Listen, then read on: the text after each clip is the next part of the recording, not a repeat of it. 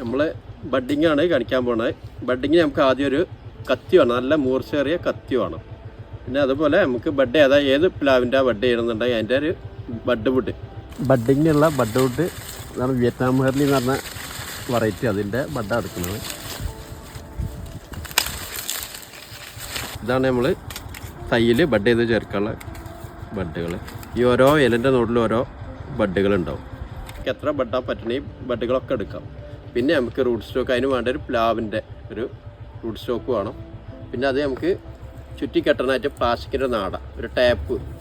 നമുക്കൊരു March April മെയിലൊക്കെ നമുക്ക് പ്ലാവിൻ്റെ ചക്ക പഴുത്ത് കിട്ടും.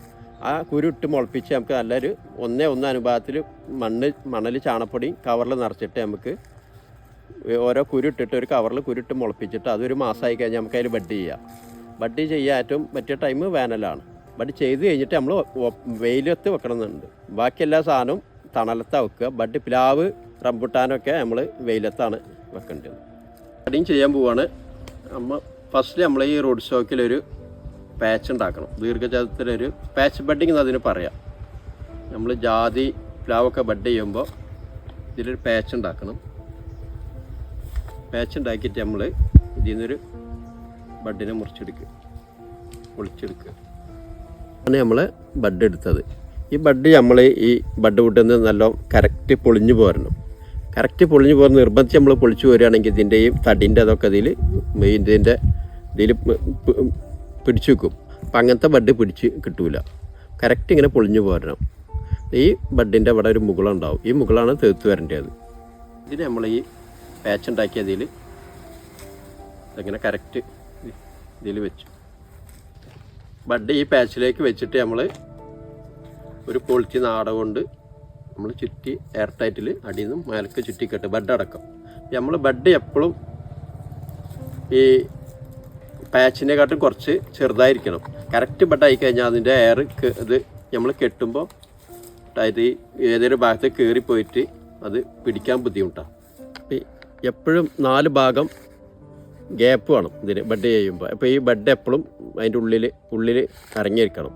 ഗ്യാപ്പ് വേണം. അല്ലെങ്കിൽ നമ്മളിത് കറക്റ്റ് എടുത്തു കഴിഞ്ഞാൽ ഈ ഇത് വെച്ച് കെട്ടുമ്പോൾ ഒന്നും കൂടി സീറ്റിംഗ് ആവും ഈ ബഡ്. അപ്പോൾ അത് ഏതൊരു ഭാഗത്ത് കയറിയിട്ട് ഒരു എയർ വരും. അപ്പോൾ ഇത് പിടിക്കില്ല. അപ്പോൾ ഈ 3 ഭാഗയിൽ എപ്പോഴും ചുരുങ്ങിയത് എപ്പോഴും ഗ്യാപ്പ് വേണം. പിന്നെ കുറച്ച് കഴിയുമ്പോൾ തൊലി വന്നിട്ട് ഇവിടെ ഫില്ലാവും.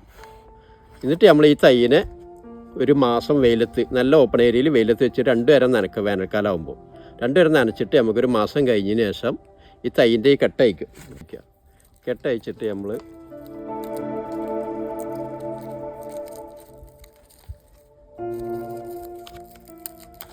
കെട്ടയച്ചത് ബഡ് പച്ചയായിട്ടായിരിക്കണം.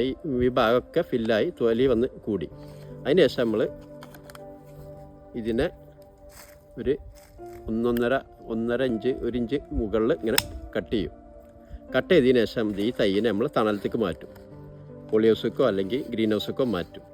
അപ്പോൾ 2 ആഴ്ച കൊണ്ട് ഇവിടെയൊക്കെ ഇതിന് ഈ മുകളം തീർത്ത് വരും. ബഡ് ചെയ്തതിന് ശേഷം നമ്മൾ വെയിലത്ത് വെച്ച് ഒരു മാസം നല്ല ഓപ്പൺ ഏരിയ വെച്ച് നനയ്ക്കുക. അതിന് ശേഷം നമ്മൾ ഒരു മാസം കഴിഞ്ഞതിന് ശേഷം നമ്മൾ ബഡിൻ്റെ ഈ കെട്ടയച്ചിട്ട് ഇത് പച്ചയാണ്, ബഡ് പച്ചയാണെന്നുണ്ടെങ്കിൽ നമ്മളിതിന് 1 ഇഞ്ച് മുകളിൽ കട്ട് ചെയ്യും. കട്ട് ചെയ്തതിന് ശേഷം നമ്മൾ ഈ ബഡ് തീർത്ത് വരും. ഫസ്റ്റ് നമ്മൾ ഈ തയ്യുന്ന റൂട്ട് സ്റ്റോക്കിൽ നിന്നാണ് തീർത്ത് വരിക. അതൊക്കെ നുള്ളി കഴിയുമ്പോൾ ഈ ബഡ് തീർത്ത് വരും. ഈ ബഡ് തീർത്ത് വന്ന് കഴിഞ്ഞതിന് ശേഷം നമുക്കിത് നല്ലൊരു തൈ അയക്കുന്നത് 2 മാസം കഴിഞ്ഞാൽ നമുക്ക് ഫീൽഡിൽ നടാം. വിയറ്റ്നാം ഹെർലിയൊക്കെ ആകുമ്പോൾ അത് കറക്റ്റ് 2 കൊല്ലം കൊണ്ട് ചക്ക ഉണ്ടാവും.